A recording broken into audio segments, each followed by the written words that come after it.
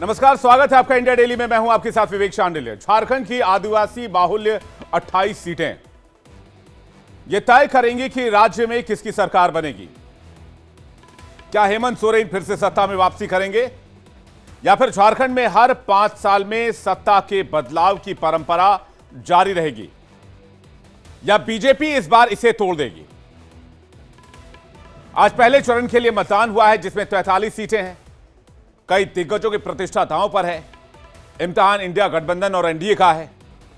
देखना जरूरी यह है कि आदिवासी जो कि एक बाहुल्य समुदाय है झारखंड का, वो किसके साथ है। क्या वो हेमंत सोरेन के साथ है या फिर वो एनडीए अलायंस के साथ है। हेमंत सोरेन आदिवासियों के लिए काफी कुछ करने का दावा करते हैं। खुद उनके पिता शिबू सोरेन आदिवासियों के बड़े नेता माने जाते रहे, जिन्हें दिसोम गुरु भी कहा जाता है। साल 2019 में आरक्षित 28 सीटों में बीजेपी को महज 2 सीटों पर जीत मिली थी और सूबे से बीजेपी का सफाया हो गया था। बीजेपी की सरकार चली गई थी। जबकि आज जिन 43 सीटों पर चुनाव हुए हैं उनमें से कांग्रेस और उनके गठबंधन दलों ने 29 सीटें जीत की थी। एनडीए को महज 14 सीटें हासिल हुई थी। लेकिन 5 साल के बाद समीकरण बदले हैं। बटेंगे तो कटेंगे की बात की जा रही है। दूसरी तरफ भी पोलराइजेशन की कोशिश हो रही है। बीजेपी के पास हेमंत सोरेन और कांग्रेस को घेरने के लिए कई मुद्दे हैं। आदिवासियों को अपने पाले में लाने के लिए बीजेपी ने कई नेताओं की दोबारा री एंट्री अपने दल में कराई। बाबूलाल मरांडी, चंपई सोरेन क्या कोई कमाल दिखा पाएंगे। इसलिए देखना होगा कि आदिवासियों का आशीर्वाद किसके साथ रहेगा। और आज प्रधानमंत्री नरेंद्र मोदी भी झारखंड में रैली करते नजर आए। क्या प्रधानमंत्री की रैली का असर होगा? क्या प्रधानमंत्री ने चुनावी हवा का रुख बदल दिया है झारखंड में? आज इसी पर डिबेट करेंगे, दिखाएंगे आपको झारखंड में आज का वोटिंग पैटर्न क्या है, कहां कितने वोट पड़े हैं। लेकिन पहले एक रिपोर्ट देखिए। हेलो बेटा। मिस्टर विकास के साथ कौन है? बस बेटा थोड़ी देर और। वो मिस्टर विकास की फाइल आप पॉलिसी बाजार। मैम, आपका हेल्थ इंश्योरेंस क्लेम अप्रूव हो गया है। अब आप सर को घर ले जा सकती हैं। क्लेम के टाइम पे हमेशा आपकी हेल्प को तैयार। पॉलिसी बाजार, 1 करोड़ का हेल्थ इंश्योरेंस सिर्फ 390 रुपए महीने से शुरू।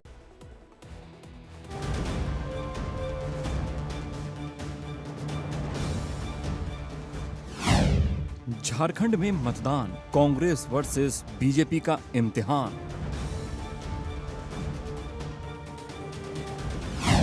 कौन मारेगा मैदान? इंडिया और एनडीए के बीच संग्राम।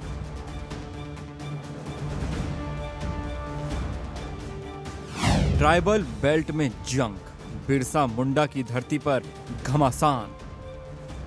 देश में आज 10 राज्यों में मतदान हो रहा है, जिसमें झारखंड के साथ ही एमपी, छत्तीसगढ़, कर्नाटक, राजस्थान समेत कई राज्यों में चुनाव हो रहा है। लेकिन सबसे ज्यादा नजर झारखंड की 43 सीटों पर है, जहां कई दिग्गजों की प्रतिष्ठा दांव पर है। एनडीए और इंडिया गठबंधन एक बार फिर आमने सामने हैं। दोनों ही तरफ से तूफानी प्रचार हुआ और आखिरकार आज पहले चरण के लिए वोटिंग हुई।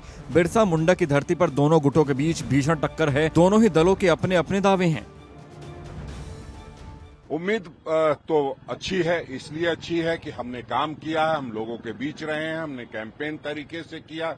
हमारे तमाम नेता यहां आए और उन्होंने जो बातें कही है वो रियलिस्टिक है, लोगों ने विश्वास किया है।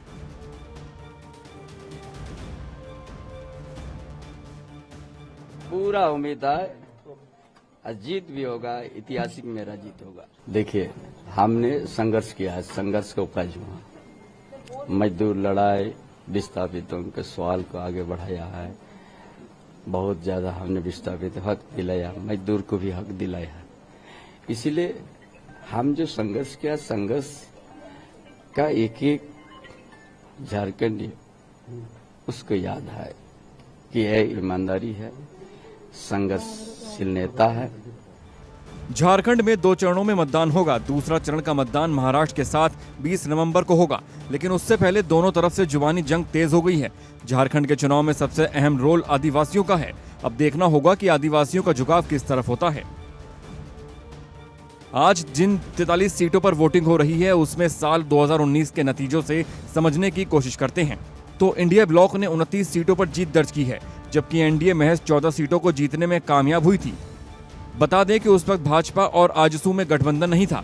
झारखंड के गठबंधन के बाद से बीजेपी का दबदबा नजर आया है। यहाँ 13 साल तक बीजेपी सत्ता में रही है। लोकसभा चुनाव में भी बीजेपी का प्रदर्शन भी शानदार था। यहाँ एनडीए ने 14 में से 9 सीटों पर जीत हासिल की थी। ऐसे में देखना होगा कि 23 तारीख को जो नतीजे आएंगे वो किसके पक्ष में आएंगे। क्या झारखंड में कुछ नया होगा या फिर हर 5 साल बाद सत्ता में बदलाव की परंपरा जारी रहेगी। Bureau report, India daily.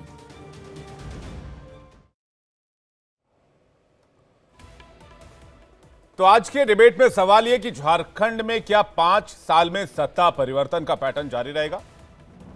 मुद्दा क्या है? एनआरसी और घुसपैठियों का मुद्दा चल पाएगा, जिसे बीजेपी जोर शोर से उठा रही है, और इसी मुद्दे को की पॉइंट बनाया हुआ है कि सोरेन सरकार ने बाहरी लोगों को, घुसपैठियों को बाकायदा बसाया और वोट बैंक बनाया। क्या यह मुद्दा चलेगा? और सवाल यह भी कि प्रधानमंत्री नरेंद्र मोदी झारखंड में ताबड़तोड़ रैली कर रहे हैं, तो क्या प्रधानमंत्री ने चुनावी रुख का हवा बदल दिया है? क्या बीजेपी का माहौल बना दिया है? इसी सवाल पे डिबेट। लेकिन प्रधानमंत्री आज देवघर में चुनावी रैली करने के लिए पहुंचे और यहां से पीएम मोदी ने हेमंत सोरेन सरकार पर जमकर हमला बोला। पीएम ने कहा कि भारी घुसपैठिए आदिवासियों के हक पर डाका डाल रहे हैं और सरकार सब कुछ जानबूझकर भी आंखें मूंद कर बैठी हुई है। यानी मोदी ने आदिवासियों को बीच में रखकर हेमंत सरकार के ऊपर सीधा निशाना साधा और कहा कि आदिवासियों का हक घुसपैठिए खींच रहे हैं। जरा प्रधानमंत्री का बयान सुनते हो, उसके बाद आज की डिबेट। आंकड़े बताते हैं कि संथाल क्षेत्र में आदिवासियों की संख्या करीब करीब आधी रह गई है। अगर ऐसे ही आदिवासी घटते रहे तो क्या होगा? आपके जल, जंगल, जमीन, हर चीज पर दूसरों का कब्जा हो जाएगा।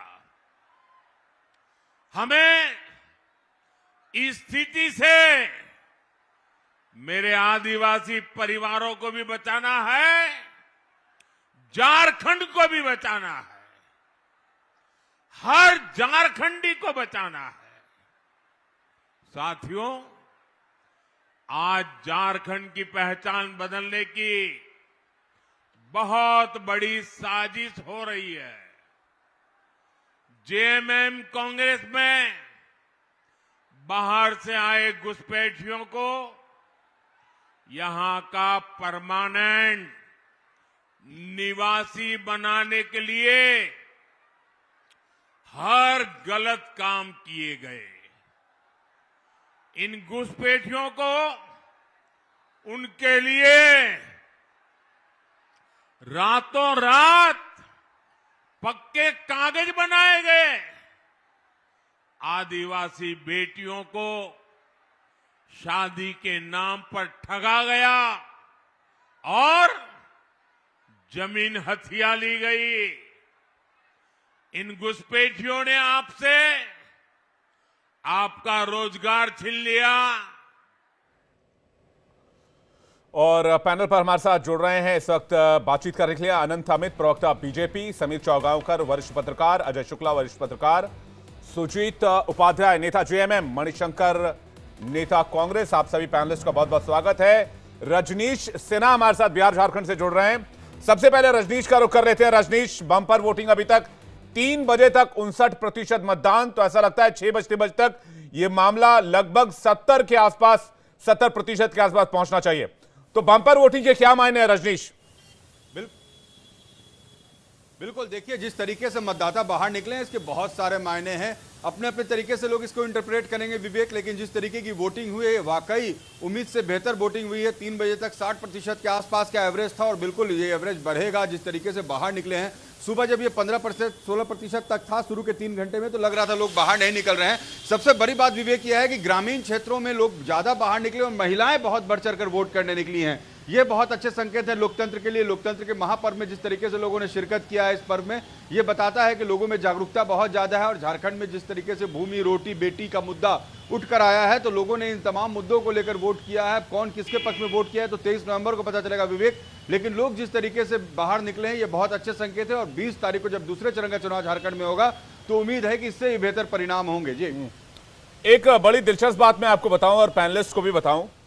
रांची जिले के आहरंगा विधानसभा क्षेत्र में, आहरंगा एक इलाका है जहां पर वोटिंग डल रही है, तमाड़ के इलाके में यह पड़ता है और पहली बार यहां पोलिंग बूथ बना है और पहली बार यहां वोटिंग हो रही है। आजादी के बाद रजनीश पहली बार वोटिंग हो रही है। नक्सल प्रभावित इलाका है, लोग यहां वोट नहीं डालते थे नक्सलियों के डर से। तो ये अचीवमेंट किसके लिए है? सेंट्रल गवर्नमेंट के लिए, किसके लिए रजनीश? देखिए, क्रेडिट की होड़ तो अपने अपने तरीके से लगेगी विवेक। लोग अपने अपने तरीके से बोलेंगे कि हम लोगों ने नक्सलवाद को खत्म किया, लेकिन ये बड़ी कामयाबी है। और बिहार और झारखंड में देखिए नक्सल जिस तरीके से हावी हुआ है, इस चुनाव में भी नक्सलवाद को भी एक मुद्दा रखा गया था और लगातार बीजेपी और उनसे जुड़ी पार्टियां इस बात को उठाती रहीं कि कैसे हम लोगों ने नक्सल प्रभावित क्षेत्रों को खत्म किया है, यहाँ पर नक्सलियों को खत्म किया है। और वाकई ये सेंट्रल फोर्सेस के लिए बड़ी बात है, सेंट्रल गवर्नमेंट के लिए बड़ी बात है। और ऐसे इन इलाकों में आप जब कवरेज के लिए जाएंगे विवेक, तो आप देखेंगे हम लोग वहां हमेशा कवरेज करते रहे हैं। जिस तरीके के टेरेन है, जो डेमोग्राफी है, उसमें बहुत मुश्किल होता है। और वहां चुनाव कराना, वहां से नक्सलवाद को खत्म करना, ये लोकतंत्र की सबसे बड़ी जीत मानी जाएगी इस चुनाव में। और तमार का वो बूथ जो है वो अपने आप में एक प्रतीक बन के खड़ा होगा कि कैसे इन इलाकों से नक्सलवाद का बिल्कुल एक मील का पत्थर तो जरूर बन गया है, क्योंकि आजादी के बाद पहली बार वहां वोटिंग हुई है। रजनीश, आगे वोटिंग अपडेट के लिए आपसे जुड़ेंगे। फिलहाल आपका बहुत बहुत धन्यवाद। सुजीत उपाध्याय का रुख करते हैं जो हमारे साथ जुड़े हुए हैं, नेता हैं जेएमएम के। सुजीत उपाध्याय जी, 3 बजे तक 59% मतदान, बदलाव के लिए वोट हो रहा है या आपके सपोर्ट के लिए वोट हो रहा है? बदलाव नहीं, दोबारा हेमंत के लिए वोटिंग हो रहा है। और क्योंकि माननीय मुख्यमंत्री जी और महागठबंधन की सरकार ने जन जन के लिए कार्य किया, गरीब गुरबा के लिए कार्य किया, तो अभी दोबारा सरकार हम लोग का बन रहा है। और बहुत ही ज्यादा खुशी का लहर अभी फर्स्ट फेज में कहीं वोटिंग में साफ दिख रहा है कि हम लोग फर्स्ट में ही पूर्ण बहुमत के करीब पहुंचने जा रहे हैं।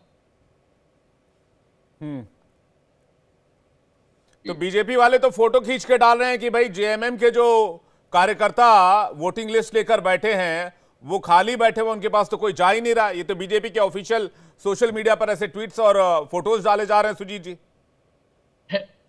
10-10 करोड़ रुपया सिर्फ सोशल मीडिया पे के लिए ही खर्चा किया जा रहा है। एक्चुअल धरातल पे, धरती पे जाइएगा तब पता चलेगा कि एक्चुअल क्या हो रहा है। अगर आप लोग तो मीडिया वाले हैं, आप मीडिया के माध्यम से आपको खुद ही पता चल गया हो कि आज का क्या कंडीशन है और आने वाला कंडीशन क्या है। वापस से माननीय मुख्यमंत्री हेमंत सोरेन जी बन रहे हैं और सरकार इंडिया गठबंधन का बन रहा है। ठीक है, मैं अनंत अमित जी का रुक कर इसका जवाब देने के लिए। अनंत अमित जी कह रहे हैं कि वो बहुमत के करीब आज ही पहुंच गए, आप लोग तो रेस में कहीं है ही नहीं। देखिए विवेक जी, ये चुनाव जो है ये सामान्य चुनाव नहीं है। ये चुनाव झारखंड की असीमता को बचाने का चुनाव है, झारखंड को बचाने का चुनाव है और उस राज्य को कैसे सुरक्षित रखना है, रोजी रोटी माटी बेटी का सवाल पैदा करने वाला चुनाव। विगत 5 वर्षों में हेमंत सोरेन जी की सरकार ने जिस तरीके से 3.5 करोड़ जनता को निराश किया है और राज्य में सिर्फ लूट और खसूट और दलालों की जो सरकार चलती रही है, इससे जो जनता तंग आ चुकी है। अभी जैसा कि आपने दिखाया कि 3 बजे तक लगभग 60% मतदान हुए हैं और हमें पूर्ण विश्वास है कि अब जो आंकड़ा आएगा वो 70 के पार होगा। और विवेक जी, मैं बताना चाहता हूं कि आज जिन इलाकों में चुनाव हो रहा है, कोल्हान जैसे इलाकों में, और कोल्हान ही तय करता है कि किसकी सरकार बनेगी। आपको पता होगा कि 2019 के चुनाव में कोल्हान में हमें 0 सीटें मिली थी और मैं लगातार क्षेत्र में हम लोग घूमते रहे हैं और क्षेत्र के वासी होने की वजह से मैं झारखंड से ही आता हूं, इसलिए मुझे पूर्ण विश्वास है कि कोल्हान के जो आज तमाम विधानसभा क्षेत्रों में चुनाव हो रहे हैं, लगभग 20 सीटें जो है वो आदिवासी सुरक्षित सीट है, जो जैसा कि आपने चर्चा किया। और मैं विवेक जी ये दावे के साथ कह रहा हूं कि जिस तरीके से जनता मतदान के लिए बाहर आई है, मैं मतदान कर्मियों को और मतदाताओं दोनों देवतुल्य जनता को मैं आभार प्रकट करता हूं और धन्यवाद देता हूं कि सरकार के खिलाफ जिस तरीके से हम सदन से लेकर सड़क तक लगातार आंदोलन करके सरकार के कामियों को लोगों को बताते रहे। उसी तरीके से मतदाताओं ने जिस तरीके से बाहर निकल के मतदान करने का काम किया है, हमें पूर्ण विश्वास है कि हमारी सरकार बनेगी। और मैं आपको गिनती से बता सकता हूं विवेक जी, चाहे आप कोटका चले जाइए, घाटशिला चले जाइए, जमशेदपुर पूर्वी पश्चिमी चले जाइए, सरायकेला चले जाइए, बहरागोड़ा चले जाइए, तमाम जगह भाजपा की जो लहर है वो लोगों को देखते बन रही है। और शहर की बात आप कर रहे थे, शहर के मतदाता भी भारतीय जनता पार्टी के साथ है। और जिस तरीके से हेमंत सोरेन ने आदिवासियों के साथ और वहां के सामान्य जनता के साथ और वहां के हरिजनों के साथ जिस तरीके से अभद्र व्यवहार, यही वो इलाका है अनंत जी, अनंत जी, और इस बार के चुनाव में वाकई हेमंत सोरेन और कांग्रेस की सरकार को बाहर करेगी। अनंत भाई, सामान्य चुनाव नहीं है। अनंत भाई, पिछले बार यही इलाका था जिस इलाके ने आपको सत्ता की कुर्सी से उठाकर बाहर रख दिया था और हेमंत जी को इन करा दिया था। बिल्कुल विवेक जी, मैं आपकी बात से सहमत हूं। इसलिए मैं कह रहा हूं कि इस बार का चुनाव है ये तय करेगा। और कोल्हान जैसे सीट में मैं आपको दावे के साथ कह रहा हूं 43 में से हम 40 सीट जीत कर आ रहे हैं इस बार विवेक जी। भाई 43 में 40 आप जीत ले, बहुमत के करीब वो हैं, तो इस सीट का आंकड़ा बैठ कैसे रहा है? गणित थोड़ा समझ में नहीं आया। मणिशंकर जी के पास चलते कुछ कहना चाह रहे हैं। मणिशंकर जी, क्या गणित बिठा रहे हैं लोग? देखिए, जिस कोल्हान की बात कर रहे हैं, हाँ, और वहां पर चंपाई सोरेन के बल पर भाजपा अपनी नैया पार करनी चाह रही है। उस चंपाई सोरेन के बारे में बड़े बड़े आयातित बीजेपी के नेता सब आरोप लगाते रहे कि जेएमएम ने इन्हें बेइज्जत किया। और सच्चाई और हकीकत यह है कि जेएमएम ने इनको इतना मान सम्मान दिया, झारखंड के सबसे उच्च पद पर बैठाया। और हम तो यह मानते हैं कि चंपाई सोरेन का बीजेपी में जाना तब सार्थक समझेंगे जब बीजेपी उस सबसे बड़े पद से भी ज्यादा पद से नवाजे। और जिस उद्देश्य से ये जिस हुंकार भर रहे हैं कोल्हान के बारे में, कहीं कुछ नहीं होने जा रहा है इनका। अगर चंपाई सोरेन जी का बेटा भी हारने जा रहा है और कोल्हान में झारखंड मुक्ति मोर्चा, कांग्रेस और राजद तो उधर ज्यादा नहीं है, लेकिन इसका स्वीप होने जा रहा है। अब रह गई बात कि माननीय प्रधानमंत्री जी जो घुसपैठ की बात हमेशा करते रहे हैं, आज भी किया उन्होंने। और मैं संथाल पटना में ही हूं और मैं देवघर में ही हूं अभी। अच्छा, और देवघर में तो सुनने में आ रहा है कि मोदी जी की रैली ने हवा का रुख पलट दिया है, लोग ही कह रहे थे। मैं खुद 2 दिन पहले देवघर से लौटा हूं। देखिए, मोदी जी सबसे बड़े देश के सपनों के सौदागर हैं। यहाँ पर इनके पास मुद्दा विहीन है विकास। पिछले 5 वर्षों में हेमंत सोरेन की सरकार, आपने अभी खुद ही बताया कि ज्यादातर महिलाएं लाइन में लगी हुई थी वोट में। ये है नारी सशक्तिकरण किया हेमंत सोरेन जी ने। सब नारियों को एकत्रित करके उनको पावर दिया। आज मैया योजना के अंतर्गत 1000 रुपए 18 से 50 वर्ष की महिलाओं को प्रत्येक महीना, ये 4था महीना है जो मिल गया। ये तो कह रहे हैं ये तो कह रहे हैं हम इससे ज्यादा देंगे। ये गोगो दीदी योजना लेकर आए जी, ये तो गोगो दीदी योजना लेकर आए, कह रहे हैं हम इससे ज्यादा देंगे। तो मैं बोला कि सपनों के सौदागर हैं भाजपा। ये तो सपना दिखा रहे हैं कि उनकी सरकार आई तो वो सपने कहां रह गए 15 लाख के? वो सपने 2 करोड़ नौकरियां प्रत्येक वर्ष, वो सब सपना ही रह गया। ठीक है, मैं अनंत जी से इसका जवाब लूंगा, लेकिन समीर चौंगावकर और अजय शुक्ला जी से थोड़ा रिएक्शन ले लो, उसके बाद मैं आता हूं। समीर चौंगावकर जी, क्या लग रहा है आपको अभी तक के वोटिंग के ट्रेंड के लिहाज से? देखिए, मुझे लगता है कि जो झारखंड के अंदर पहले चरण के लिए 43 सीटों पर जो मतदान होने जा रहा है, इस बार भारतीय जनता पार्टी का थोड़ा पलड़ा मुझे भारी नजर आ रहा है। उसके भी कुछ कारण है। देखिए, 2019 की अगर हम बात करेंगे तो भारतीय जनता पार्टी का आजसू के साथ गठबंधन नहीं हुआ था। बाबूलाल सोरेन अलग चुनाव लड़े थे, रघुवर दास 5 साल के मुख्यमंत्री थे, गैर आदिवासी मुख्यमंत्री थे, और रघुवर दास बहुत अलोकप्रिय हो गए थे, जनता उनसे बहुत नाराज थी। इन सब चीजों का भारतीय जनता पार्टी को खामियाजा भुगतना पड़ा था। इस बार भारतीय जनता पार्टी ने आदिवासी के साथ गठबंधन कर दिया है। रघुवर दास को प्रदेश की राजनीति से बाहर करके गवर्नर बनाकर भेज दिया है। बाबूलाल मरांडी भारतीय जनता पार्टी के अंदर वापस लौट आए। और सबसे बड़ी बात, जिस कोल्हान में भारतीय जनता पार्टी का खाता नहीं खुला था, वहां के टाइगर चंपाई सोरेन को भारतीय जनता पार्टी अपने पास लेकर आ गई है। शिबू सोरेन की बहू सीता सोरेन को भारतीय जनता पार्टी अपने साथ लेकर आ गई है। मधु कोड़ा की पत्नी गीता कोड़ा को भारतीय जनता पार्टी ने अपने साथ जोड़ लिया है और भारतीय जनता पार्टी ने हेमंत विश्व शर्मा को सह प्रभारी और शिवराज सिंह चौहान को झारखंड का प्रभारी बनाया है। दो बड़े नेता है भारतीय जनता पार्टी के जिन्होंने वहां संगठन को देखा और इसके अलावा सबसे बड़ी बात है रही कि उन्होंने जो माँ, माटी और मानुष का जिक्र किया है, घुसपैठियों का जिक्र किया है, हेमंत सोरेन के भ्रष्टाचार, जेल जाने का जिक्र किया है।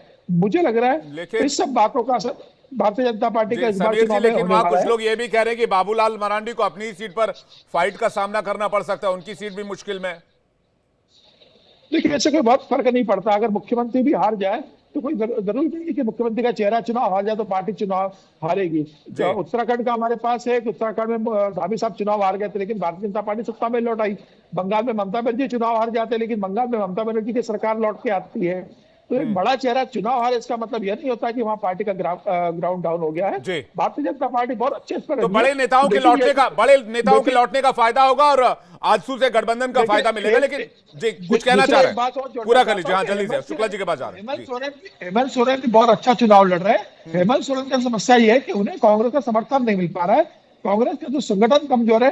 हेमंत सोरेन अपने दम पर चुनाव लड़ रहे हैं जबकि भारतीय जनता पार्टी के पास आजसू का गठबंधन है, प्रधानमंत्री मोदी का चेहरा है, चंपई सोरेन आ चुके हैं, संगठन है, संघ है और जबरदस्त स्तर पर भारतीय जनता पार्टी के कार्यकर्ताओं की लंबी फौज है। ठीक है, अजय शुक्ला जी इस पर क्या कहते हैं? इसके बाद मैं जेएमएम के नेता के पास जाऊंगा। अजय शुक्ला जी क्या लग रहा है आपको? देखिए मुझे लग रहा है कि बहुत अच्छा मुकाबला हो रहा है और बड़ी बेहतरीन स्थिति है। जैसा कि आपने कहा कि उस जगह भी चुनाव हो रहा है जहां सालों से चुनाव नहीं हुआ था, मतदान केंद्र बना है। यानी राज्य में चूंकि स्टेट का सब्जेक्ट होता है law and order and security, तो निश्चित रूप से राज्य ने एक बेहतर माहौल तो बनाया है, इसमें कहीं कोई दो राय नहीं।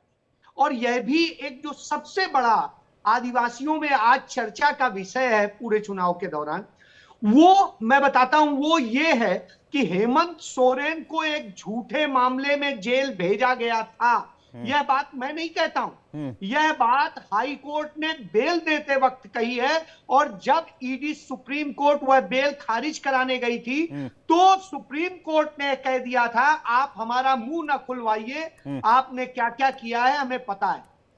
और ईडी वहां से वापस आ गई थी बैरक। तो यह इस बात को बताता है, इसलिए मैं समझता हूं, क्योंकि मैं सन 2000 में वहां पर जब हिंदुस्तान अखबार का स्टेट ब्यूरो चीफ हुआ करता था, उस दौरान मैंने वो पूरा दौर देखा है। तब चंपई सोरेन भी एक छोटे से लीडर होते थे, एक लड़ाई चल रही थी स्टेट बनाने की और स्टेट बना। स्टेट बनते वक्त मैंने देखा है और जब बाबूलाल मरांडी पहले मुख्यमंत्री बने और प्रशांत जी आकर के वहां राज्यपाल बने, वो दौर था। शिबू सोरेन ने लड़ाई लड़ी है, उसकी असली लड़ाई उन्होंने लड़ी है और शिबू सोरेन के उत्तराधिकारी के तौर पे हेमंत सोरेन खड़े हैं। और निश्चित रूप से हेमंत सोरेन ने अपने पिता की उस विरासत को, जो आदिवासियों की असली विरासत है, उसे संभाला है, उनके बीच गए। तो यह बात, चूंकि यह संथाल परगना या कोल्हान में जहां आज वोट हो रहा है वो आदिवासी बाहुल्य इलाका है, निश्चित रूप से आदिवासियों में वह भावना भी है, उस बात के लिए सिंपैथी भी है कि किस तरीके से हेमंत के साथ में गलत हुआ है। और इसके साथ साथ जो योजनाएं हैं, योजनाएं दोनों के तरफ से हैं, उसमें मैं बहुत नहीं कहूंगा, दोनों का असर है। लेकिन एक और चीज है, जिस तरीके से आप सोचिए यदि कुछ करने और कुछ स्थिति होती, आज जब गिना रहे हैं कि हम 5 लाख नौकरियां देंगे, तो लोग यही पूछते हैं कि जब पीछे आपकी सरकार थी तो आपने कितने लाख की नौकरी दी थी। और वहां पर जो प्रभारी बना के भेजा गया है वो वही व्यक्ति है जो व्यापकम घोटाले का किंगपिन है और सह प्रभारी वह व्यक्ति बनाया गया है। लेकिन शुक्ला जी, बड़े एक सेकंड अनंत अमित जी, एक सेकंड में आ रहा हूं आपके पास, एक सेकंड में आ रहा हूं आपके पास, थोड़ा सा वेट कीजिएगा। जो दोनों प्रभारी और सह प्रभारी दोनों घोटाले के वाले व्यक्ति हैं, तो ऐसी लेकिन एक बात बताइएगा अजय शुक्ला जी, एक से अनंत अमित जी आ रहा मैं, एक बात बताइएगा शुक्ला जी एक सेकंड, शुक्ला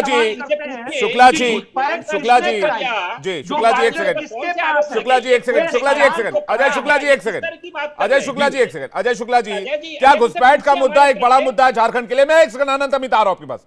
क्या घुसपैठ का मुद्दा एक बड़ा मुद्दा है? क्या आदिवासियों का हक मारा गया है घुसपैठियों की तरफ से? ये मुद्दा जो बीजेपी उठा रही है और ये कोर में है, ये इस बार बीजेपी का सबसे बड़ा मुद्दा है ग्राउंड पर। अजय शुक्ला जी, इसीलिए कहा कि ये पूरे जनजातियों में यह बात मैसेज कर गई है कि साहब बॉर्डर किसके पास है, सरकार किसके पास है, जिसका काम है ये रोकना। ये तो प्लान किया हुआ है बीजेपी का। यह बात सामने आ रही है और यह बात वहां आदिवासी खुद कह रहे हैं। इसे भड़काने की कोशिश की जा रही है, लेकिन यह काम नहीं कर पा रहा है। जी नहीं अजय जी, लेकिन एक सेकंड अनंत, एक सेकंड में आ रहा हूं, एक सेकंड आपके पास में आ रहा हूं। अगर राज्य सरकार एनआरसी के सपोर्ट में आ जाए तो ये समझ में आता है कि अगर कोई घुसपैठिया है तो भाई एनआरसी आ जाना चाहिए। तो क्या एनआरसी को सपोर्ट करना चाहिए जेएमएम कांग्रेस सरकार को, जो कि अभी नहीं है? अभी तो वहां पर आचार संहिता और मामला जो इलेक्शन कमीशन के पास है। फिर वो विक्टिम कार्ड हो जाएगा कि भाई हमने तो पहले ही कहा था ये एनआरसी के बहाने मुसलमानों को परेशान करना चाहते हैं। नहीं तो ये सेंट्रल का सब्जेक्ट है। आप बताइए, स्टेट तो नहीं कर सकता है, सेंट्रल का सब्जेक्ट है, करे तो एनआरसी आने दिया जाएगा ना। मैं वही कह रहा था, इस पर एक सहमति बनेगी ना। एक मिनट विवेक, जिस असम में इन्होंने किया वहां क्या किया, वहां कितने लोगों को निकाला, कितने घुसपैठिए हुए, इससे यह समझ में आता है कि यह सिर्फ चुनावी है। और यह मैसेज वहां से आए आदिवासी ठीक है। लेकिन झारखंड हाईकोर्ट में एक याचिका डाली गई जिसमें कहा गया साहिबगंज, पाकुड़, गोड्डा, दुमका, जामताड़ा, देवघर जिले में आदिवासी आबादी तेजी से घट रही है और बांग्लादेशी मुसलमान जबरन धर्मांतरण करा रहे हैं। आदिवासियों को, उन इलाकों को खाली करने के लिए मजबूर किया जा रहा है। याचिका डाली गई है। मैं फिर से कह रहा हूं, जनहित याचिका डाली गई है।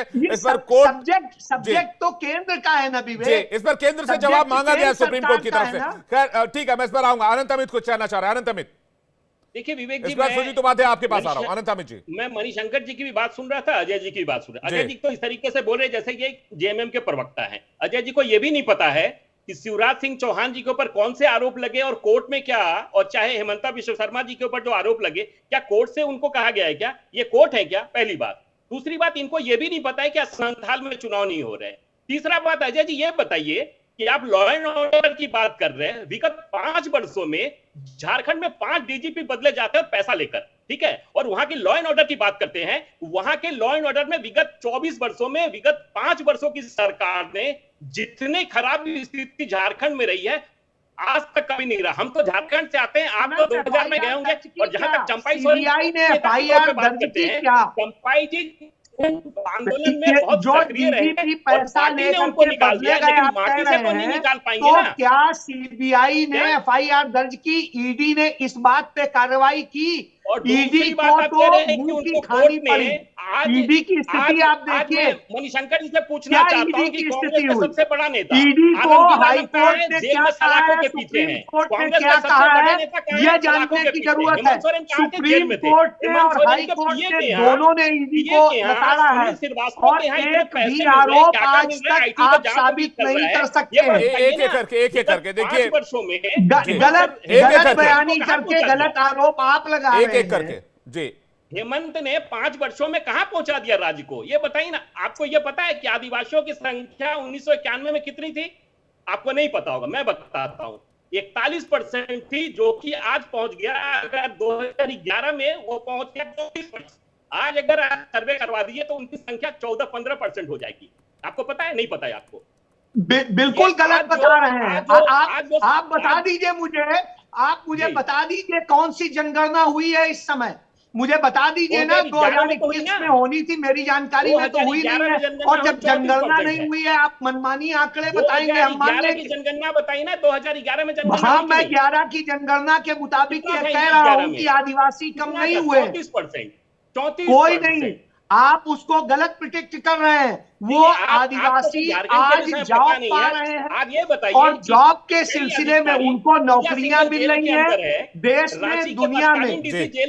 आप यह देखिए कि वही यूपी में, महाराष्ट्र में और दूसरे राज्यों में वो जाकर के नौकरी कर रहे हैं, चल रही है आज नौकरियां कर रहे हैं। के खिलाफ ठीक है, मुद्दे के हिसाब से चुनाव लड़ा जा रहा है, लेकिन एंटी इनकम्बेंसी भी है। ठीक है, मैं ठीक है, काफी देर से सुजीत उपाध्याय वेट कर रहे हैं, सुजीत उपाध्याय जी के पास जा रहा हूं। Sujit Upadhyay ji, anti incumbency plus आदिवासियों के धर्मांतरण के आरोप प्लस बांग्लादेशी रोहिंग्यों के घुसपैठ के आरोप प्लस 5 साल का कार्यकाल हेमंत सोरेन का, ये 4 मुद्दे आपके सामने खड़े हैं इस बार के इलेक्शंस में। पहला बात कि बांग्लादेश का जो ये हमारे बीजेपी के प्रवक्ता महोदय जी जो है, ये इतना ज्यादा छटपटा रहे हैं, इतना ज्यादा इनको प्रॉब्लम हो रहा है, क्योंकि ये अभी आज का वोटिंग से देख लीजिए, हार इनके शरीर पे चमक रहा है, इनके बोली से चमक रहा है। दूसरा क्या है कि अगर बांग्लादेशी घुसपैठी हुआ है तो केंद्र सरकार और भाजपा क्या कर रहा है? वो तो राज्य सरकार का तो नहीं ना, इंटरनेशनल बॉर्डर तो केंद्र सरकार की जिम्मेवारी में आता है। और कहाँ धर्मांतर हुआ है उसका क्या एविडेंस है?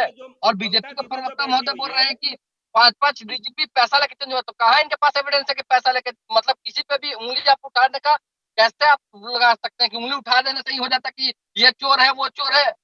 अननेसेसरी, मतलब कुछ अगर बोलने का नहीं लगा तो कुछ भी बोलते रहिए क्या? और यहाँ जनता जो है लेकिन सुजीत उपाध्याय, एक सेकंड आनंद स्वामी जी, एक सेकंड मैं बात कर रहा हूं सुजीत उपाध्याय जी, लेकिन एक बात आपको ध्यान में रखना होगा कि प्रधानमंत्री हर रैली में इस बात का जिक्र कर रहे हैं। अगर कोई और नेता कह रहा होता, झारखंड का कोई नेता कह रहा होता, आनंद अमित कह रहा होते, तो भी एक बार को मान के चलते कि भाई बात चलो चुनाव से जुड़ी हुई हो सकती है, लेकिन प्रधानमंत्री का बार बार ये दावा करना कि आदिवासियों का हक मारा जा रहा है, ये गंभीर चुनावी मुद्दा बनेगा कि नहीं, मैं आपसे बस इतना पूछ रहा हूं। बिल्कुल नहीं, क्योंकि ये तो प्रोपेगेंडा है। अरे आपका केंद्र सरकार बीजेपी का फेलुअर है, अगर ऐसा हुआ है तो बीजेपी का गलती है, बीजेपी का केंद्र सरकार का गलती है, नहीं तो उसका कुछ कहा ही नहीं जा सकता। ये तो साफ जो है दिख रहा है कि हार के डर से कुछ भी बोल देना है, कुछ भी कह देना है, ऐसा कोई नहीं होता है। मैं आपको प्रधानमंत्री का बयान सुनवाता हूं, उसके बाद फिर आपकी राय लूंगा। और मणिशंकर जी काफी देर से वेट कर रहे हैं और समीर चौगांवकर भी काफी देर से वेट कर रहे हैं। सुनिए प्रधानमंत्री ने आज की रैली में घुसपैठ को लेकर क्या कहा। आंकड़े बताते हैं कि संथाल क्षेत्र में आदिवासियों की संख्या करीब करीब आधी रह गई है। अगर ऐसे ही आदिवासी घटते रहे तो क्या होगा? आपके जल, जंगल, जमीन, हर चीज पर दूसरों का कब्जा हो जाएगा। हमें इस स्थिति से मेरे आदिवासी परिवारों को भी बचाना है, झारखंड को भी बचाना है, हर झारखंडी को बचाना है। साथियों, आज झारखंड की पहचान बदलने की बहुत बड़ी साजिश हो रही है। जेएमएम कांग्रेस में बाहर से आए घुसपैठियों को यहां का परमानेंट निवासी बनाने के लिए हर गलत काम किए गए। इन घुसपैठियों को उनके लिए रातों रात पक्के कागज बनाए गए। आदिवासी बेटियों को शादी के नाम पर ठगा गया और जमीन हथिया ली गई। इन घुसपैठियों ने आपसे आपका रोजगार छीन लिया, आपकी रोटी भी छीन ली। अब उपाध्याय जी, आपने सुन लिया होगा कि रातों रात पक्के कागज बनवा दिए गए। मणिशंकर जी, इसके बाद मैं आ रहा हूं, चूंकि आप दोनों की सरकार है तो मुझे लगता है आप दोनों इसको बेहतर तरीके से डिफेंड कर पाएंगे। सुजीत उपाध्याय जी। नहीं, प्रधानमंत्री जी बोले कि आंकड़े बताता, आंकड़े आप सामने लाइए ना। आंकड़े आपके पास है, क्या पब्लिक नहीं जानना चाहेगा? क्या जनता नहीं जानना चाहेगा? दूसरा, पिछले ये 5 साल से पहले तो भाजपा का सरकार रहा, उससे पहले 20 साल से क्या कर रहा था भाजपा? और तीसरा कि सिंपल सा फंडा है कि ये केंद्र सरकार का मामला है कि अगर आया है लोग बाहर से, वो कहाँ, उसका एविडेंस कहाँ है? केंद्र सरकार जवाब क्यों नहीं दे रहा है? ये तो केंद्र सरकार को जवाब देना है ये तो भाजपा को जवाब देना चाहिए। बाहर से लोगों को आने का, बाहर से लोगों को लाके बसाने का मामला केंद्र सरकार के अधीन जाता है। अनंत अमित इसका जवाब, फिर मैं मणिशंकर जी आपके पास आ रहा हूं। अनंत अमित। देखिए विवेक जी, अभी ईडी ने 2 दिन पहले रेड किया है। रेड में बहुत सारे आधार कार्ड पकड़े गए हैं और रांची पुलिस ने एफआईआर किया था, जिसके आधार पे ईडी ने जांच किया। और आज जिस तरीके से माननीय प्रधानमंत्री जी का भाषण है, निश्चित तौर पे राज्य में जो स्थिति बनी हुई है, वो डेमोग्राफी चेंज करने की जो स्थिति बनी है, वो बहुत ही भयावह है। आप पाकुड़ चले जाइए, दुमका चले जाइए, जामताड़ा चले जाइए, साहेबगंज चले जाइए, गोड्डा चले जाइए, वहां की स्थिति विवेक जी देखेंगे तो ये भयावह स्थिति है। अभी कुछ दिन 3 महीना पहले पाकुड़ में एक घटना घटी। ये सुजीत जी जो कह रहे हैं ना, ये केंद्र का विषय है, तो मैं बताना चाहता हूं कि एक पाकुड़ में एक गांव है, गांव के बगल में एक नाला है। वो नाला के उस पार वेस्ट बंगाल का प्रदेश पड़ता है और इधर झारखंड पड़ता है। उस नाले को पार करके और एक समुदाय के लोग आते हैं और गरीब आदिवासियों को मारकर भगा देते हैं और वहां पे खुद स्थापित हो जाते हैं और राज्य सरकार के कान पर जू तक नहीं देता है। ये क्या केंद्र का विषय था? ये राज्य का विषय था। राज्य एफआईआर तक नहीं करती है। जब भाजपा का प्रतिनिधिमंडल वहां जाता है, वहां के लोगों की स्थिति को देखता है, वह भयावह स्थिति विवेक जी, मैं उसकी मतलब मैं जवान से मैं उसकी विवरण नहीं दे सकता। आनंद भाई, जेएमएम कह रही है कि बॉर्डर सिक्योरिटी किसके पास, घुसपैठ रोकने की जिम्मेदारी किसके पास? बॉर्डर है वो बीएसएफ वहां नहीं बैठती है, वहां झारखंड पुलिस और बंगाल पुलिस बैठी हुई है। और हम तो वहां गए, जब हमारे प्रतिनिधि गए, हम गए साथ में, तो वहां की स्थिति हमने देखा। और आज हाईकोर्ट ने जो कहा है डेमोग्राफी चेंज करने पे, ये अजय जी को पता नहीं होगा, हाईकोर्ट ने एक टिप्पणी की है। आप ये कह रहे हैं कि पश्चिम बंगाल से इन्फिल्ट्रेशन हो रहा है, ये बहुत, आप ये कह रहे हैं पश्चिम बंगाल से इन्फिल्ट्रेशन हो रहा है? बिल्कुल आ रहे हैं लोग, तो पश्चिम बंगाल में भी तो कहीं ना कहीं से आ रहे होंगे सर। बिल्कुल, इसीलिए तो जैसे आज असम में जितने भी कई लोग रोहिंग्या को बाहर किया गया है, तो ये अजय जी को मैं बताना चाहता हूं कि कई लोग, कई लाखों की संख्या में है जो आज बाहर वापस जाने के लिए मजबूर हो गए हैं। लेकिन संथाल परगना में एक गंभीर विषय है। सुजीत उपाध्याय, मैं आ रहा हूं। मणिशंकर जी काफी देर से कुछ कहना चाह रहे हैं, उसके समीर चौगाकर जी आपके पास आऊंगा। मणिशंकर जी, देखिए ये जो मुद्दा आप कह रहे हैं, हाँ। ये सारा संथाल परगना से ही रिलेटेड है, जहां पे मैं बिलोंग भी करता हूं। ये मुद्दा भाजपा द्वारा बनाया गया है आदिवासियों के वोट को साधने के लिए, लेकिन बड़े दुख की बात है कि ऐसा होने नहीं जा रहा है। और आदिवासी वोट तो पिछला अभी जो पार्लियामेंट का इलेक्शन हुआ, उसमें 5 हमारे एसटी रिजर्व पार्लियामेंट्री कंस्टिट्यूएंसी हैं और 5 के 5 इंडिया गठबंधन को मिला। और इसी तरह से विधानसभा चुनाव में भी होने जा रहा है। विधानसभा चुनाव में आदिवासी में अटूट आस्था है हेमंत जी के प्रति, शिबू सोरेन जी के प्रति, और इनके सारे प्रयास असफल हो जाएंगे। हेलो, क्या आवाज बताइए, आपकी आवाज आ रही है, लेकिन हाँ, जी इसमें मैं समीर चौगाकर जी मैं बता रहा हूं, उसी को कंक्लूड कर रहा हूं जी, बोलिए। इस बार भी इनका असफल प्रयास होगा और संथाल परगना में इनके नेता ही नहीं है और पूरे झारखंड में बीजेपी नेता विहीन। इसलिए कह रहा हूं कि अभी बीजेपी का चुनाव प्रचार, मणिशंकर जी बीजेपी वाले कह रहे हैं कि कांग्रेस के पास नेता नहीं है, क्योंकि जो बीजेपी और जेएमएम, सुनिए ना मणिशंकर जी आपका आरोप जो भी है, मणिशंकर जी आपका आरोप जो भी है, आप उस पर जवाब, आप उस पर जी आपको उस पर जवाब मिल जाएगा। लेकिन बीजेपी कह रही है कि भाई कांग्रेस का नेता कौन है? हेमंत सोरेन की सरकार ने इतनी योजनाएं लाई है कि हम बीजेपी के साथी को चैलेंज करते हैं कि झारखंड में कोई भी घर में भरोसे है, झारखंड में कोई योजनाओं का लाभ नहीं पहुंच रहा हो और इनके पास विकास मुद्दा नहीं है, इनके पास घुसपैठिया का, ठीक है। समीर चौगाकर जी, मैं जा रहा हूं, मैं इस पर सवाल लूंगा आपसे, दोबारा लौटूंगा आपके पास। समीर चौगाकर जी, मैं एक रिपोर्ट पढ़ रहा था, इस पे अजय शुक्ला सर से भी जवाब चाहूंगा मैं। रिपोर्ट संथाल परगना की ही है कि यहां पर जो 6 जिले हैं, जहां पर गोड्डा, देवघर, दुमका, जामताड़ा, साहिबगंज और पाकुड़ से संथाल परगना कहा जाता है, 20 तारीख को इस इलाके में वोटिंग होगी। सेंसस के हिसाब से 1951 में आदिवासी समुदाय की आबादी 44% थी, 2011 में 26% रह गई। मुसलमानों की आबादी 1951 में सेंसस के हिसाब से 9% थी, जो 2011 में 23% पाई गई। मैं 2024 की बात कर ही नहीं रहा हूं, जब 2025 में जनगणना होगी तो पता चलेगा कि क्या है स्थिति। अभी तक में 13-14 साल के बाद, लेकिन अब लगभग बराबर है, ये बात कही जा सकती है। तो ये एक मुद्दा बन सकता है क्या समीर चौगाकर जी?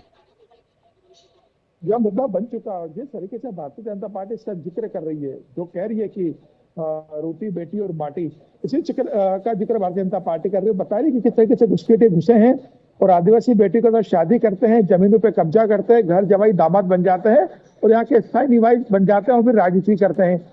जो बार बार भारतीय जनता पार्टी जो मुद्दा उठा रही है, जो प्रधानमंत्री नरेंद्र मोदी पूरे देश के अंदर जो घुसपैठियों का संदेश देना चाह रहे हैं। देखिए, पहले नक्सलाइट का एक बड़ा काम, जिस झारखंड के अंदर 5 और 7 चरणों में चुनाव होते थे, आज वहां सिर्फ 2 चरणों में चुनाव हो रहे हैं। यह एक बहुत बड़ी उपलब्धि है झारखंड के लिए।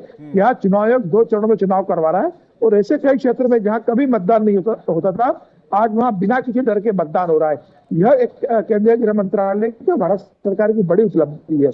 अब उसी आधार पर भारत केंद्र सरकार और प्रधानमंत्री नरेंद्र मोदी और भारतीय जनता पार्टी ये कहना चाहती है कि हमारी सरकार आएगी तो घुसपैठे को हम बाहर करेंगे। देखिए, ये बात स्वीकार है कि सिर्फ 5 साल में घुसपैठ नहीं हुआ होगा, इतना लंबा घुसपैठ कम से कम 15-20 साल रहा होगा। 2000 में झारखंड बनाए, 2004 का चुनाव हुआ, 2009 का हुआ, 2014 का हुआ, 2019 का चुनाव, मतलब 2024 का चुनाव होने जा रहा है। लेकिन ये पहला चुनाव है कि जिस चुनाव में घुसपैठ सबसे बड़ा केंद्र में बन चुका है। हेमंत सोरेन का भ्रष्टाचार की जिक्र भारतीय जनता पार्टी नहीं कर रही है, घुसपैठ का जिक्र कर रही है। आदिवासी की 28 सीटें आती है भारतीय जनता पार्टी को। लोकसभा चुनाव में अगर आप देखेंगे तो 5 की 5 आरक्षित सीटें भारतीय जनता पार्टी लोकसभा चुनाव में हार गई थी। पिछले बार 2019 में 28 में से सिर्फ 2 सीटें भारतीय जनता पार्टी को मिली थी। तो भारतीय जनता पार्टी जानती है कि जब आदिवासी घुसपैठ का मुद्दा का जिक्र होगा, ये सेंटिमेंट है, अगर ये सेंटिमेंट आदिवासी में चलता है, चंपई सोरेन इस मुद्दे का बार बार अपने क्षेत्र में जिक्र कर रहे हैं, कोल्हान में जिक्र कर रहे हैं, वो अगर ये मुद्दा चल जाता है आदिवासी के बीच में और आदिवासी को लगता है कि यहाँ घुसपैठ हुई है, उनका अस्तित्व खतरे में है, तो मुझे लग रहा है कि सिर्फ आदिवासी नहीं, दूसरे लोगों को भी लगेगा कि उनके क्षेत्र की जंगल, जमीन और जानवर दूसरे लोग आकर ले रहे हैं। तो आदिवासी के अलावा जो दूसरे हिंदू तबका है, जो दूसरे ओबीसी तबका है, वो सारा भारतीय जनता पार्टी के लिए वोट करेगा। और मुझे लग रहा है ये सेंटिमेंट जिस हिसाब से एक इंपॉर्टेंट फैक्टर हो सकता है, अमित शाह जिक्र कर रहे हैं। इससे 2 फॉर्मूले निकलकर सामने आते हैं। विपक्ष का फॉर्मूला नजर आता है कि रेवड़ी प्लस अल्पसंख्यक ध्रुवीकरण, और बीजेपी का फॉर्मूला दिखता है रेवड़ी प्लस बहुसंख्यक, यानी कि जो जो जनसंख्या बहुल है। अजय शुक्ला जी, क्या यह फॉर्मूला चलेगा? देखिए, निश्चित रूप से मैं फिर कह रहा हूं कि दोनों चीजें, नैरेटिव क्यों बनाया जा रहा है और फार्मूला ये क्यों चलेंगे नहीं चलेंगे, उस पर बात करता हूं। सीधी सी बात है, अभी जिस तरीके से कह रहे थे अनंत, मैं उसी पे आता हूं कि जब 1951 से लेके ये अब तक की बात करते हैं, 1991 की बात करते हैं, ये क्यों नहीं बात करते हैं अटल बिहारी वाजपेयी उस समय देश के प्रधानमंत्री थे जब वह राज्य बना है। अटल जी का महान योगदान है उसमें। निश्चित रूप से मैंने अपने आंखों बनते हुए देखा है राज्य, इसलिए मुझे पता है। आप सोचिए, 2001 की जनगणना के मुताबिक वहां 26.30% आदिवासी था। जनगणना के मुताबिक, आधिकारिक आंकड़े मैं कह रहा हूं, मैं कोई और नहीं कह रहा हूं। दूसरा, 2011 के जनगणना के मुकाबले 26.11% वहां पर आदिवासी था। यानी आदिवासी को जिस तरीके से बताया जा रहा है कि सब कब्जा कर गए, और ये इसके बाद जो बातें की जाती हैं वो हवा हवाई है, क्योंकि कोई भी जनगणना हुई नहीं। अब मैं एक चीज बताता हूं, रांची विश्वविद्यालय के जो स्टडी हुई है, उस स्टडी में जो डॉक्टर हरि उरांव हैं, जो विभागाध्यक्ष हैं जनजातीय क्षेत्रीय भाषा विभाग के, और इत्तेफाक से वो मेरे समय में ही, जब मैं वहां था, तब उस यूनिवर्सिटी में उन्होंने संभाला था पूरी तरीके से। उन्होंने अपनी जो पूरी यूनिवर्सिटी ने स्टडी की, उस स्टडी के मुताबिक वहां कहीं पर कोई ऐसी स्थिति नहीं पाई जाती है जो आरोप बनाया जा रहा है, जो नैरेटिव बनाया जा रहा है। वहां स्थिति है, उन्होंने अपनी रिपोर्ट में लिखा है कि वहां पर जो थोड़ी सम परसेंट कम हुए हैं, 0.some%, वो इसलिए हुए हैं कि बाहर की जगह पे जिन्हें जॉब मिली है, दूसरी और अच्छी रोजगार के अवसर मिले हैं, वो लोग गए हैं। जो लोग पढ़ लिख जाते हैं, मैं भी यदि कानपुर के अपने गांव से निकला पढ़ लिख करके निकला तो निश्चित रूप से आज आकर के किसी बड़े शहर में बैठा हुआ हूं। यही स्थिति तमाम सारे लोगों के साथ होती है। तो अब मेरे गांव की जनगणना में तो मैं काउंट नहीं होऊंगा, तो उस स्थिति में बहुत सारी चीजें होती, तो ये इस तरह से, और वहां पर क्या घुसपैठियों की संख्या बढ़ी है, यह सवाल। तो घुसपैठियों की जब संख्या की बात आती है तो इसका डेटा तो न भारत सरकार दे पाती है न स्टेट दे पा रही है। और रही बात, जैसा कि बाकी लोगों ने भी कहा, और यह वास्तविक है कि भारत सरकार ने जो कानून पास किया उसमें बीएसएफ को बॉर्डर से 60 किलोमीटर अंदर तक का क्षेत्र बीएसएफ के अंडर में दे दिया, जिससे घुसपैठ ना हो पाए। अब आप एक बात बताइए, ये होने के बाद भी यदि कथित तौर पे घुसपैठ हो रही है तो क्यों नहीं हो रहा है?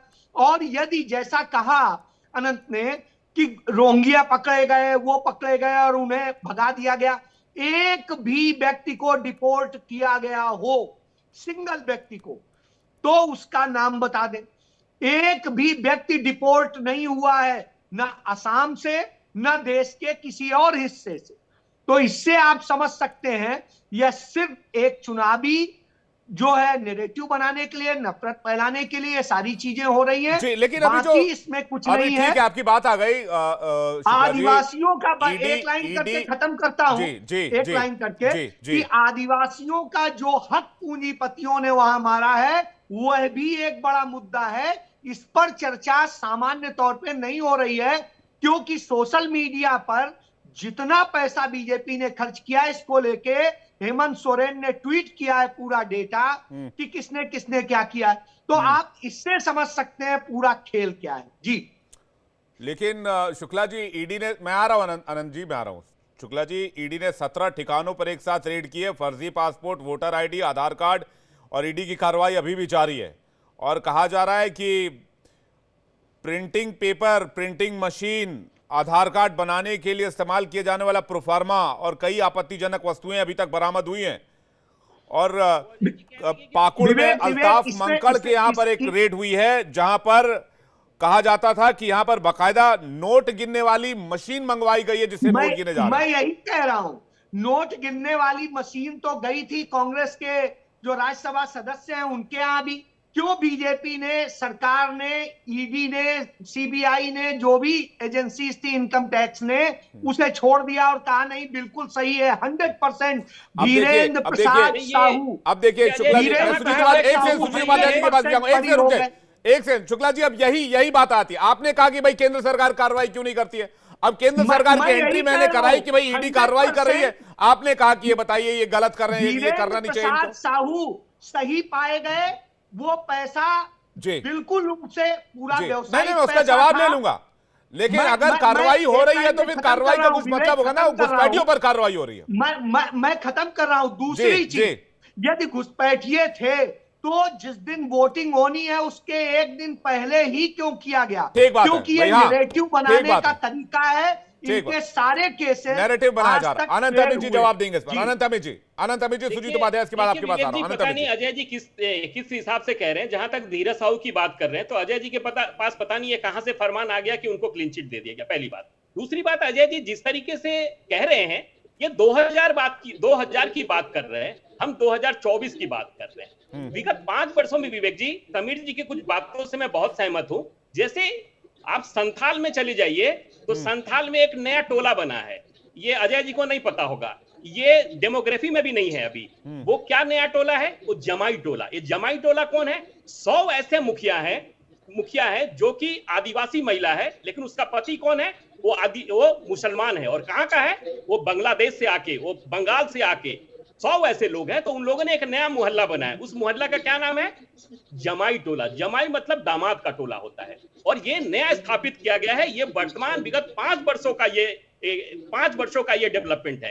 ये पिछले 24 वर्षों का डेवलपमेंट नहीं है, ये 5 वर्षों का। अजय जी ये आपको नहीं पता होगा, आप 2000 की बात कर रहे हैं, आप बहुत पीछे की बात कर रहे हैं। आपको ऐसा लगता है कि हेमंत सोरेन की आप बात कर रहे हैं। हेमंत सोरेन ने आपको क्या दे दिया आई डोंट नो, मैं नहीं जानता। खैर आपको, वो आपका विषय है, मैं नहीं जानता। दूसरी बात, अजय जी नहीं, बात देने वाली बात नहीं देखिए, करना चाहिए। आप यदि 2000 ये के आंकड़े की कहेंगे बात कर रहे तो हैं, आप एक पत्रकार हैं, पत्रकार की तरह बात करिए, एक पार्टी के प्रवक्ता की तरह बात नहीं करिए। आज झारखंड में जमीन की लूट, की बात करेंगे, जमीन की लूट, ये तो कहने की कोई बात नहीं है। कोयला की लूट और आप पेट आदिवासियों है, के हम सम्मान बोलेंगे की तो लूट, कोई हमें तमाम देगा। लूट जो हेमंत जा रहे हैं सोरेन की क्या झारखंड में, औकात है कि हेमंत वो दे सोरेन के देंगे? शासन में। अच्छा ये बता दीजिए हेमंत सोरेन आपके माध्यम से ब्यूरो कि चीफ था। इनके संथाल के सबसे बड़े नेता आलमगीर आलम जी कहाँ हैं?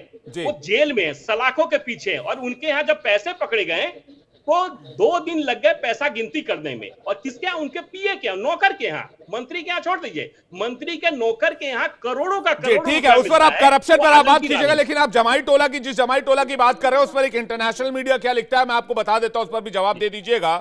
ये साहिबगंज के जिले के बरहेट गांव का मामला है, जहां पर सरीना नाम की एक आदिवासी महिला है जिन्होंने सामने रहने वाले मोहम्मद एजाज से शादी की है। ये इंटरनेशनल मीडिया में छपी हुई खबर है, जिसके हवाले से मैं मीडिया का नाम कोट नहीं करूंगा। वो कहती है कि भाई उनको बांग्लादेशी घुसपैठिया कहकर टारगेट किया जा रहा है, चूंकि उनको एक मुस्लिम से प्यार हो गया, मोहम्मद एजाज नाम के शख्स से, उससे उन्होंने शादी कर ली और वो आदिवासी अब मुखिया हैं, तो वो जमाई टोला के नाम से उनको टारगेट किया जा रहा है। अनंत अमित जी, उसके बाद में आपके पास आर उपाध्याय जी।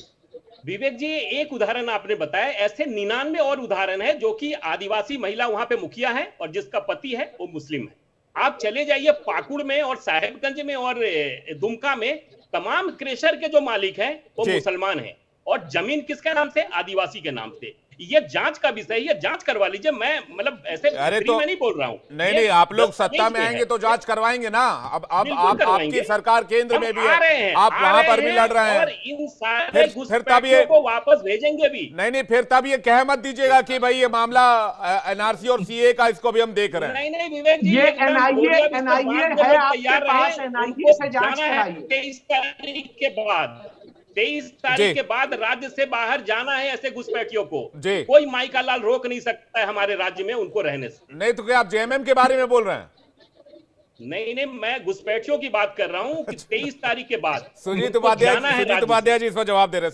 सुजीत उपाध्याय जी, रोका है इतना हार के डर से बीजेपी का नहीं बता सकते। मणिशंकर जी इसके बाद में आ रहा हूँ। मणिशंकर जी थोड़ा वेट कीजिएगा, सुजीत उपाध्याय जी काफी देर से वेट कर रहे हैं। आलम जी के विषय में कुछ कह दीजिए, इतना ज्ञान दे रहे हैं, बताइए ना। आपका नेता जेल के अंदर है, सबसे बड़ा नेता था कांग्रेस का, कहाँ है आलमगीर आलम जी? मणिशंकर जी बताइए ना, एक करके सुजीत उपाध्याय जी को बोलने दीजिए पहले। जेल में गए हैं क्या सुजीत उपाध्याय जी, मणिशंकर जी को अरे क्या बोलने दीजिए सरकार। अरे भाई साहब, सुजीत जी का मौका है, बोलने दीजिए। सरकार के डर से बल्ला बोले जा रहे हैं, कुछ होता है। देखिए, नॉर्मली सिंपल सा बात है, ये अगर घुसपैठिया का मामला है तो केंद्र सरकार और भाजपा क्या कर रहा है और आंकड़ा कहाँ है? अब ईडी ने कार्रवाई कह रहे हैं कि ईडी ने चुनाव के एक दिन पहले क्यों कार्रवाई किया? से पूछा जाए तो पढ़े लिखे लग रहे हैं, पत्रकार रहे हैं, देखने से भी पढ़े लिखे लग रहे हैं। हमारे गरीब 3.5 करोड़ जनता भी देख रही होगी। एक करके सर, एक करके देखिए, एक्चुअली में क्या है जी, बीजेपी के प्रवक्ता, बड़े भाई प्रवक्ता नहीं जी, ठीक है जी। सुजीत जी, क्या लीड पर हैं आप लोग? मैं 43 सीटों पर बता दीजिए कितने पर लीड कर रहे हैं आप लोग अभी? बोले तो कि 43 में हम लोग लगता है 40 से 42 लीड कर रहे हैं जी। मणिशंकर जी कुछ कहना चाह रहे थे जिसके बाद आपके पास मणिशंकर जी। एक मिनट, मैं ये कहना चाह रहा था कि रघुबर दास की पिछली बीजेपी की सरकार पद से हटाई गई, लोगों ने वोट उसके अगेंस्ट किया क्योंकि वो सबसे झारखंड की भ्रष्टतम सरकार थी और उसने अडानी को 250 एकड़ जमीन दिया पावर प्लांट लगाने के लिए गोड्डा में, उसी संथाल पटना में जहां घुसपैठिया की बात हो रही है, और उसका पावर प्लांट भी लगा। और जिस बांग्लादेश से घुसपैठिया की बात हो रही है उसी बांग्लादेश में वो पावर सप्लाई कर रहे हैं अडानी जी। तो एक तरफ कितना विपरीत परिस्थिति है कि एक तरफ तो सरकार की जमीन आपने ले लिया 250 एकड़ और जो प्रोडक्शन हो रहा है उसमें एक यूनिट भी झारखंड को नहीं दिया जा रहा, बांग्लादेश को दिया जा रहा है। और जहां तक ये घुसपैठिए की बात है, कहीं कुछ इसमें आधार नहीं है, हाईकोर्ट ने दे दिया, प्रशासन से जांच करवा लिया, कहीं कोई घुसपैठिए की बात नहीं। जहां घुसपैठिए की बात है आसाम और त्रिपुरा में, वहां से एक भी व्यक्ति डिपोर्ट नहीं हो पाया आज तक केंद्र सरकार से। ठीक है, तो यह संथाल परगना का चुनाव अभी बाकी है, लेकिन संथाल परगना का चुनाव अभी बाकी है और यही चुनाव डिसाइसिव होता है। जल्दी समीर चौगाकर जी, संथाल परगना ने 2 सीएम दिए, शिबू सोरेन, हेमंत सोरेन। संथाल परगना एक तरह से जेएमएम के लिए प्रतिष्ठा का सवाल भी है। अब 20 तारीख को वोटिंग वहां होनी है, वहां का सीन क्या लग रहा है आपको? समीर जी जल्दी से जवाब इसका। देखिए, मुझे लगता है कि भारतीय जनता पार्टी इस बार बहुत बेहतर प्रदर्शन करने जा रही है। जहां तक मेरे आकलन है, चाहे वो पहले फेज की आज जहां 43 सीटों पर वोटिंग हो रही हो या 20 तारीख को बची हुई 37 सीटों पर वोटिंग होगी, भारतीय जनता पार्टी और इंडिया गठबंधन एक बेहतर प्रदर्शन करने जा रहा है, क्योंकि आजसू इस बार उनके साथ भी है। और जिस तरीके से हेमंत सोरेन की सरकार में कांग्रेस का जो भ्रष्टाचार है कि एक मंत्री भ्रष्टाचार के जेल में गए, शिबू सोरेन जेल में गए, हेमंत सोरेन जेल में गए, हालांकि हेमंत सोरेन को जमानत मिल गई और हाईकोर्ट ने तो बहुत सख्त टिप्पणी की थी। अब ये देखना होगा भ्रष्टाचार का मुद्दा बनता है कि नहीं। मुझे ऐसा लगा कि भारतीय जनता पार्टी दोनों फेज में बेहतर प्रदर्शन करेगी और पूर्ण बहुमत की सरकार बनाएगी।